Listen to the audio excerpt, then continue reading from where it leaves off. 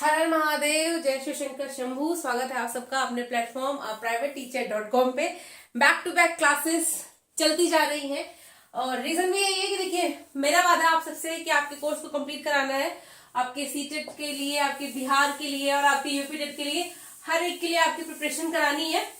तो ये अभी जस्ट मैंने क्लास खत्म करी थी रिकॉर्ड करके, वो जो थी कि effect of factor affecting development. और अब जो हमारी नेक्स्ट क्लास चलने वाली है वो चलेगी हमारी हिंदी की क्लास। ठीक है, हिंदी की क्लास। तो अगर हम बात करें हिंदी की, तो हिंदी भी 30 नंबर पूरे पूरे रोल निभाती है अपने सीटेट और यूपी टेट के एग्जाम में। ठीक है, बाकी भी और भी जितने भी टीचिंग एग्जाम्स होते होंगे स्टेट वाइज अलग अलग, वहां पे भी रोल निभा रही होगी। जैसे कि अभी जो केवीएस का एग्जाम हुआ था उसमें भी सब में हिंदी पूछी जाती है। पीआरटी वाले में भी 30 नंबर में केवीएस में आई हुई थी। अपार्ट फ्रॉम दैट जो बिहार का एग्जाम होगा वहां पे भी एक्सपेक्टेड यही है कि 30 नंबर के आसपास हिंदी लेकर जाएगी और सेम मार्क्स इंग्लिश भी लेकर के जाता है।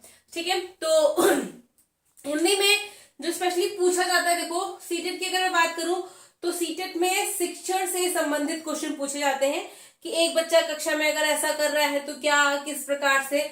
और इसके अलावा जो आता है वो होता है एक आपके अपठित गद्यांश आते हैं, जिसमें से करीब अप्रोक्स मान लो तो 5 नंबर के क्वेश्चन आते हैं। ये अपठित गद्यांश कैसे किए जाते हैं ये आप सबको एक आइडिया होगा, बाकी मैं इसकी भी क्लास ले लूंगी।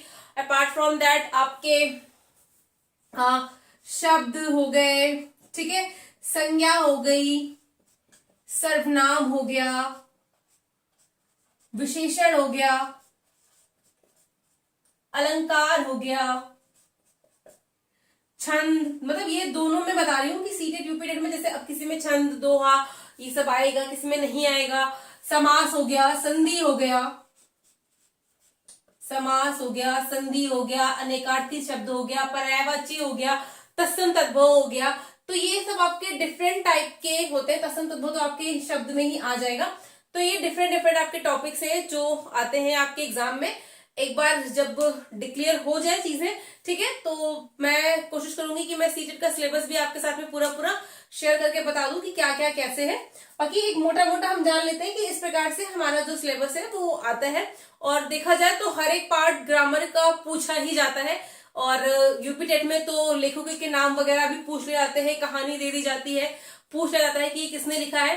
तो इस तरह से अलग अलग नाम वगैरह भी 2-3 नंबर के क्वेश्चन उसमें भी आ जाते हैं। यूपी टेट में देखा जाए तो हिंदी थोड़ा सा डीप में जाकर के आ जाती है कि जो आपके वर्ण वाला चैप्टर है ना, कि काखा गागा ये कौन सा हलंत वाला है, कौन सा अनुस्वार है, कौन सा वो आपका अनुनासिक है, ये सारे शब्द आपको पूछ ले जाते हैं। स्वर्ग, विसर्ग और 50 चीजें जो आपकी हिंदी में होती है सब कुछ पूछा जाता है। उसके बारे में भी मैं मतलब कवर करूंगी। बट अभी जो मेरा मोटो चल रहा है कि क्लासेस आपकी छोटी छोटी बनाई जाए, एंड वंस जब आप हो जाएंगे इकट्ठा ढेर सारे तो क्लासेस भी हमारी बड़ी हो जाएंगी। तो आज की जो क्लास मैं स्टार्ट करने वाली हूँ वो स्टार्ट करूंगी शब्द से। ठीक है, हिंदी की आज की जो हमारी क्लास स्टार्ट होगी वो स्टार्ट होगी शब्द से। तो अगर मैं आपसे बोलूं शब्द के बारे में कि शब्द क्या है, मैं अगर लिखूं यहाँ पे तो मैं पहले टॉपिक डाल देती हूं। शब्द मैंने लिखा रा, राम, आम, खाता है। ये तो बहुत बड़ा हो गया, मैं बस सिर्फ इतना लिखती हूं, रा, राम, आया या गया। अब मैं पूछूंगी कि क्या ये रा ये आपका एक शब्द है, तो आप बोलेंगे नहीं ये एक अक्षर है या फिर आपका ये एक वर्ण है। मैं बोलूंगी ये राम, आप बोलोगे कि हाँ ये आपका एक शब्द है। मैं बोलूंगी राम गया, तो आप कहोगे कि ये एक वाक्य है। क्या है, ये एक वाक्य है। तो इस प्रकार से हम देख सकते हैं कि यहाँ पे रा, राम, राम, गया, ये 3 चीजें हमारे सामने हैं, जिसमें से ये आपका जो रा है ये किस में आ जाता है, ये आपके अक्षर या वर्ण में आ जाएगा। ये आपका जो राम है, राम आपके शब्द में आएगा, और राम गया ये आपका एक वाक्य हो जाएगा। अब राम गया, राम आम खाता है, राम स्कूल जाता है, राम बहुत तेज बच्चा है, इस प्रकार के अलग अलग वाक्य होते हैं। उसके बारे में हम बाद में चर्चा करेंगे। आज जो हमें चर्चा करनी है सिर्फ और सिर्फ हमारे टॉपिक पे शब्द पे। तो हम कह सकते हैं कि जो हमारे वर्णों का सार्थक समूह होता है, हमारे वर्णों का जो सार्थक समूह होता है वो क्या कहलाता है, वो कहलाता है शब्द। अब अगर मैं आपसे पूछूं कि भाषा की सबसे छोटी इकाई कौन सी है, भाषा की सबसे छोटी इकाई कौन सी है, तो इस प्रकार से अगर हम देखें तो भाषा की सबसे छोटी इकाई आपकी क्या होती है, वर्ण होती है। परंतु अगर हम अपने शब्द की परिभाषा की बात करें, शब्द क्या होता है, शब्द की अगर हम परिभाषा की बात करें तो शब्द की परिभाषा आपकी ये हो सकती है कि भाषा की सबसे छोटी सार्थक इकाई, भाषा की सबसे छोटी सार्थक, सार्थक का मतलब जिसका कोई अर्थ निकले। मैंने कहा घोघो, घोघो, तो घोघो का कोई अर्थ है, घो घो का कोई अर्थ है, हा हा का कोई अर्थ है, नहीं, कोई अर्थ नहीं है। मैंने लिखा जपा, या मैंने लिखा पना, अब इसका कोई अर्थ नहीं है। तो ये क्या है, ये भी आपके क्या है, ये भी आपका एक शब्द कह सकते हैं कि दो वर्ड मिल रहे हैं पर ये सार्थक अर्थ नहीं दे रहे, ये क्या कर रहे हैं, ये सार्थक अर्थ नहीं दे रहे। तो जहां पे आपके सार्थक अर्थ आएंगे, भाषा की सबसे छोटी सार्थक इकाई आपकी होती है शब्द, इकाई आपकी शब्द होती है। या जो भाषा दूसरी आपकी डिफिनीशन हो जाएगी, जो दूसरी आपकी परिभाषा हो जाएगी वो ये हो जाएगी कि वर्णों के या वर्णों का सार्थक समूह। वही मैंने आपको बताया ना कि घो घो भो भो पना जो लिखा था, उसमें वर्णों का सार्थक समूह क्या कहलाता है, शब्द कहलाता है। यानी कि जब दो या दो से अधिक वर्णों को एक साथ रखें और जहां पे आपका एक सार्थक शब्द निकल के, जैसे मैंने लिखा आपकी हिंदी, तो भी चलो यहाँ पे तो ढेर सारे अक्षर हो गए, मैंने लिखा आप, तो अब क्या निकल रहा है, एक सार्थक अर्थ निकल रहा है, इसका मतलब होता है कुछ। तो जहां पे आपका एक सार्थक समूह हो, जहां पे एक अर्थ निकल कर आए, वो आपका कहलाता है शब्द। भाषा की सबसे छोटी सार्थक इकाई आपकी शब्द, वर्णों का सार्थक समूह आपका शब्द। अब अगर मैं आपसे बात करूं कि शब्द कितने प्रकार के होते हैं, तो आप बोलोगे 10, 20, 30 ऐसे बताएंगे। या अगर हम जोड़ने बैठे शब्द कितने प्रकार के होते हैं, तो शब्दों के प्रकार को अगर हमें डिफाइन करना है तो सबसे पहले हमें शब्दों का वर्गीकरण करना पड़ेगा।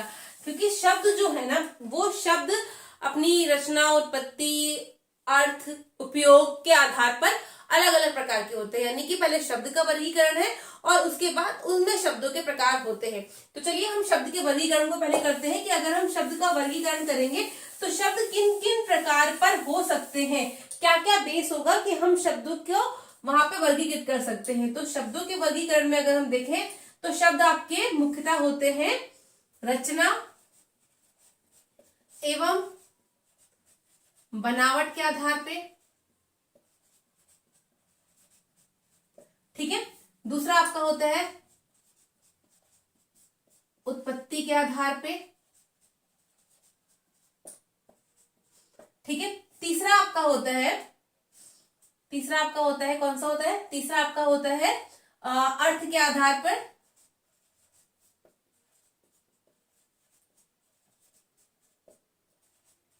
और एक आपका होता है रूपांतरण के आधार पर, रूपांतरण के आधार पर। अब देखिए, रचना बनावट के आधार पर भी शब्द अलग अलग प्रकार के होंगे। उत्पत्ति की हम बात करें तो उत्पत्ति के आधार पर भी शब्द आपके अलग अलग प्रकार के होते हैं।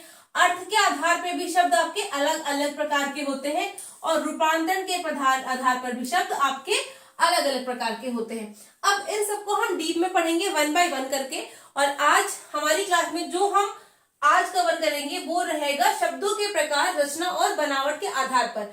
अच्छा, सपोज जो उत्पत्ति के आधार पर वर्ड मतलब शब्द हैं वो रचना और बनावट के आधार पर अलग अलग कैटेगरी में रखे जाएंगे, उत्पत्ति के आधार पर अलग अलग कैटेगरी में रखे जाएंगे, अर्थ के आधार पर भी अलग अलग कैटेगरी के आधार पर रखे जाएंगे, और रूपांतरण में भी अलग अलग कैटेगरीज में वो आएंगे। तो आज हम चलते हैं हमारी पहली कैटेगरी पे, और जो हमारी पहली कैटेगरी रहेगी वो शब्दों के प्रकार रचना और बनावट के आधार पर हम देख लेते हैं। देखिए, सबका अपना अलग अलग एक तरीका होता है पढ़ाने का, सब अलग अलग तरीके से पढ़ाते हैं। और मैं तो अभी आपके इस टीचिंग एग्जाम के मतलब टीचिंग में मैं बहुत पुरानी हूँ, पर इस टीचिंग एग्जाम की टीचिंग में नौसिखिया ही हूँ, क्योंकि अभी तो मैंने जल्दी स्टार्ट किया है। तो मैं आपसे कमेंट की अपेक्षा जरूर करती हूँ कि आप मुझे, देखो भाई कई कई बार होता है ना, जैसे पिछली मैंने एक वीडियो थी जहां पे मुझे बोलना था कि गर्भ से कब्र तक, और मैंने लिखा वोम टू टूम लिखा, बोल दिया मैंने जल्दी जल्दी में कब्र से ग्रह तक, मतलब गर्भ तक, उल्टा बोल दिया मैंने। तो समटाइम देखो भाई मैं भी नहीं हूँ, कभी कभी चीजें उलट पुलट हो सकती है, बट नहीं होने का मतलब ये नहीं है कि मैं आपको गलत जानकारी दूंगी। मैं जो भी नोट्स आपको प्रोवाइड करूंगी ना, नोट्स आपको बिल्कुल सटीक मिलने वाली है। तो नहीं होने का तात्पर्य मेरा ये बिल्कुल नहीं है कि मैं आपको गलत इंफॉर्मेशन दूंगी, आपको गलत चीजें दूंगी। आपके भविष्य के साथ में तो नहीं खेलना है। नोट्स जो मिलेंगी, प्रॉपर नोट्स आपको मिलेंगी, आपके सारे जो भी क्वेश्चंस होंगे वो सारे प्रॉपर जाएंगे। हाँ समटाइम कभी लबड़ शबड़ हो जाए तो उसके लिए आप क्षमा करिएगा। चलिए समय को ना व्यर्थ करते हुए हम आगे बढ़ेंगे। और देखिए मैं हिंदी की क्लास ले रही हूँ, कक्षा ले रही हूँ, तो मैं हिंदी के शब्दों का प्रयोग कर रही हूँ। तो शब्दों के प्रकार, रचना ऑब्लिक बनावट के आधार पर, सॉरी जुकाम बहुत ज्यादा हो रखा है। रचना एवं बनावट के आधार पर शब्दों के प्रकार। तो रचना एवं बनावट के आधार पर अगर हम शब्दों के प्रकार की हम बातें करते हैं तो ये 3 कैटेगरी में जाते हैं। पहले आपके आते हैं रूढ़, फिर दूसरा आपके आते हैं यौगिक, और फिर उसके बाद में आते हैं आपके योग रूढ़। योग रूढ़। अब देखो रूढ़ शब्द क्या होते हैं। अगर रूढ़ शब्द की मैं परिभाषा लिखूं कि आपको एग्जाम में मिलता है, तो जो सबसे छोटा शब्द होगा, जो सबसे छोटा शब्द होगा उसमें आप पहचान लीजिएगा ये आपका रूढ़ शब्द है। क्योंकि मुझे यहाँ पे आपको एग्जाम में भी कैसे आप तुक्का लगाओ या कैसे आप ट्रिक यूज करो ये भी बताते हुए चल रहा है। सपोज अब लिखा हुआ है यहाँ पे बलवान, धान,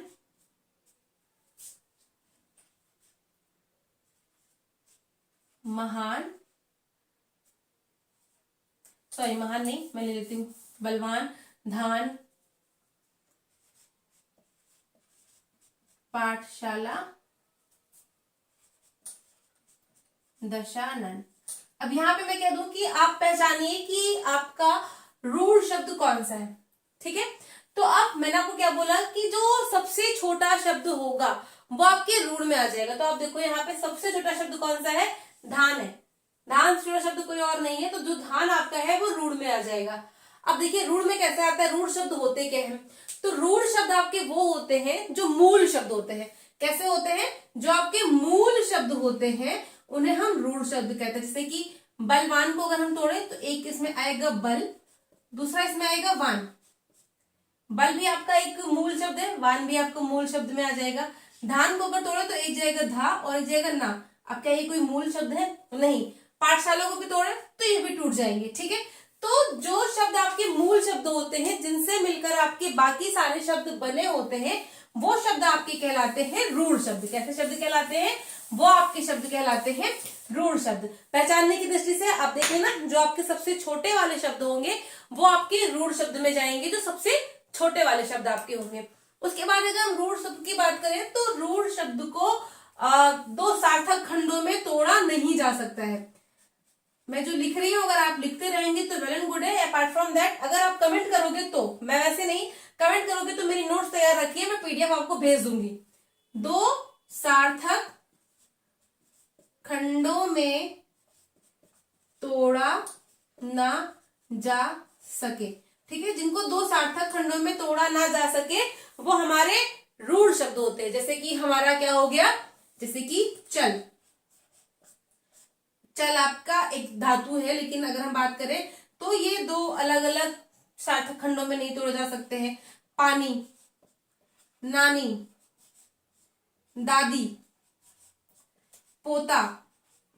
ठीक है, स्कूल है ये आपके विदेशी शब्द, परंतु अगर हम इसमें देखेंगे तो ये आपके रूढ़ शब्द में ही आ जाएंगे।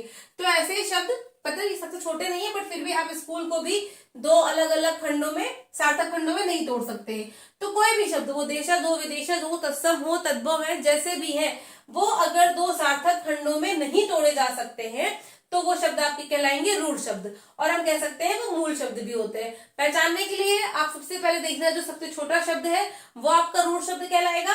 उसके पश्चात अगर आपको सबसे छोटा शब्द नहीं मिल रहा है तो आप शब्दों को तोड़कर देखना, जो दो सार्थक खंडों में टूट जाएगा या जिनका कुछ और अलग अर्थ आएगा वो शब्द आपके रूढ़ नहीं रहेंगे। जिनका ना ही कोई अलग अर्थ आएगा ना ही किसी अलग वो मतलब दो खंडों में टूटेंगे वो आपके कहलाएंगे रूढ़ शब्द। अगर हम बात करते हैं अब यौगिक शब्दों की, तो यौगिक शब्द जाहिर सी बात है दो शब्दों से मिलकर बने होते हैं, दो रूढ़ शब्दों से या मूल शब्दों से मिलकर बने होते हैं।